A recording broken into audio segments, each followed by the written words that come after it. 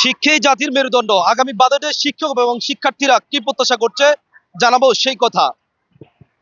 আপনি একজন স্কুল শিক্ষক হিসেবে আগামী যে 25-26 অর্থ বছরে যে সরকার বাজেট ঘোষণা করবে সেই বাজেটে কেমন বাজেট প্রত্যাশা করেন শিক্ষা খাতে? ধন্যবাদ এনটিভি সোনাগাজী প্রতিনিধি ওমর ফারুক সাহেবকে। আসলে আমি একজন শিক্ষক হিসাবে বলবো, সরকার শিক্ষা খাতে যে বরাদ্দ দেয় সেটা একদম আসলে খুবই ন্যূনতম। আর এখানে আরো আমরা বৈষম্যের শিকার হই, যেটা আমি একজন বেসরকারি স্কুলের প্রধান শিক্ষক। আমাদের দেশে 97% স্কুল বেসরকারি, আর 3% মাত্র সরকারি। কিন্তু আমাদের শিক্ষকদের সুযোগ সুবিধা পাহাড় সহ বৈষম্য আছে। আমি প্রত্যাশা থাকবে অন্তত আগামী বাজেটে, বিগত রাজনৈতিক সরকারগুলি আমাদেরকে অনেক প্রত্যাশার বাণী শুনিয়েছিল, কিন্তু তারা সেটা বাস্তবায়ন করে নাই। আমার অন্তর্বর্তী সরকারের কাছে আমার বিনীত প্রার্থনা থাকবে, অন্তত আগামী শিক্ষাবর্ষে একটা মানসম্মত জাতি গঠনের জন্য, শিক্ষাকে আরো মানসম্মত বা যুগোপযোগী করার জন্য, শিক্ষা ব্যবস্থাকে আধুনিকরণের জন্য শিক্ষাক্ষেত্রে বরাদ্দ বাড়ানো প্রয়োজন। ন্যূনতম জিডিপি 4 থেকে 6% বাড়ানো উচিত। এবং বিশেষ করে বেসরকারি শিক্ষকদের যে একটা ন্যায্য অধিকার জাতীয়করণ করা, এটা আমি প্রত্যাশা করি। আর উৎসব ভাতা এবং আমাদের বাড়ি ভাড়াটা যেন বৃদ্ধি করার জন্য সরকার যত উপযুক্ত এই বাজারে বরাদ্দ দিবেন বলে আমি প্রত্যাশা রাখি।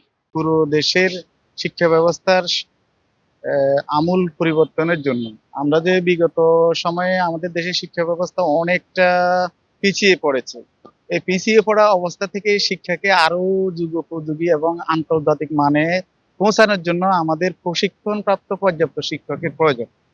পুরো দেশের সকল শিক্ষা প্রতিষ্ঠান যেগুলোতে শিক্ষকের প্রয়োজন, এগুলোতে বিশেষ করে আমাদের স্কুলের ক্ষেত্রে আমি বলছি যে আমাদের সোনাগাজী মোহাম্মদ সাবের সরকারি মডেল পাইলট হাই স্কুলটি 30/8/2017 খ্রিস্ট তারিখে সরকারিকরণ হয়েছে। তো এখানে আমাদের এক শিফটে প্রধান সহপ্রধান সহ 25 জন 27 জন শিক্ষকের প্রয়োজন। 25 জন সহকারী শিক্ষক আর 2 জন প্রধান সহপ্রধান। আবার আমাদের কারিগরি শাখা আছে এবং কারিগরি শাখাতে আমাদের 10 জন টিচারের প্রয়োজন। তো সেক্ষেত্রে আমাদের কারিগরি শাখা এখন আছে মাত্র 1 জন শিক্ষক। আর কারিগরিতে আমাদের 2টা ট্রেড চালু আছে, জেনারেল মেকানিক্স এন্ড বিল্ডিং।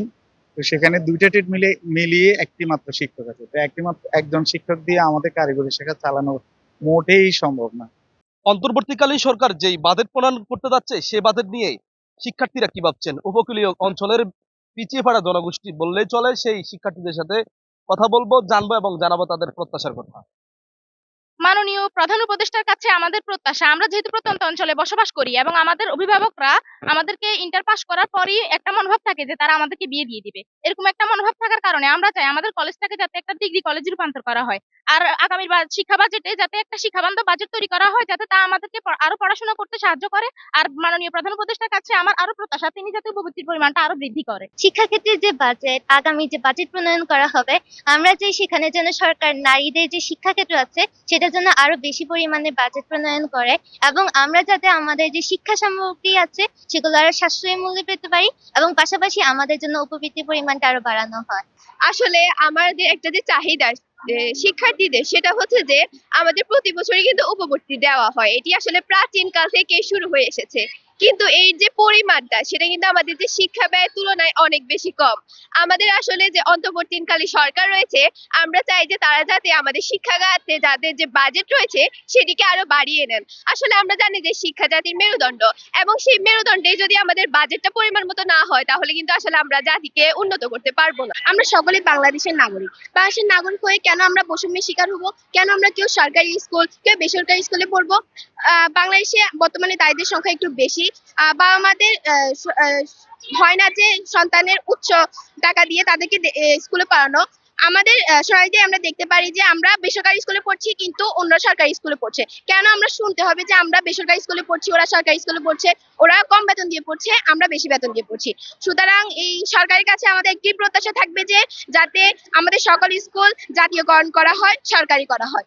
আমরা যখন খেলার মাঠে খেলতে যাই তখন আমাদের বন্ধুরা কেউ বলে তোরা বেসরকারি স্কুলে পড়িস, তোদের বাজেট এত এরকম। আমরা এখন আমাদের প্রশ্ন হচ্ছে যে কেউ সরকারি কেউ বেসরকারি, এই প্রশ্নটা কেন উঠবে?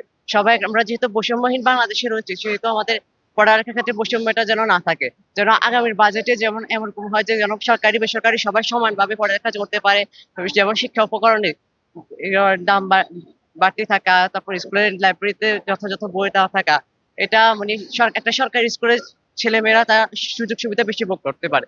আর অথচ আমরা বেসরকারি স্কুলের শিক্ষার্থীরা ওইটা ভোগ করতে পারি না। এক্ষেত্রে আমরা চাই সব জায়গায় সমানভাবে বাজেট হোক।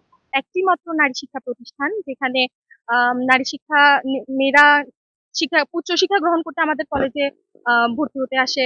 আমাদের কলেজ থেকে ভালো একটি রেজাল্ট নিয়ে তারা শহরে চলে যাচ্ছে, কিন্তু আমাদের কলেজ যদি একটি ডিগ্রি কলেজে যদি আমাদের কলেজ রূপান্তরিত করা হয়, আমার পিছনে যে অবকাঠামো, আমাদের কলেজের যে অবকাঠামো তা খুবই দুর্বল অবকাঠামো। আমাদের যে টিন শেড দিয়ে আমরা কষ্ট করে ক্লাস করছি, আমাদের এই টিন শেড চেঞ্জ করে যদি মাননীয় উপদেষ্টা যদি আমাদের বাজেট নিয়ে যদি আমাদের শিক্ষা বান্ধব এবং নারী বান্ধব করেন এবং আমাদের কলেজ যদি একটি ডিগ্রি কলেজে রূপান্তরিত করেন, তাহলে আমরা অনেক বেশি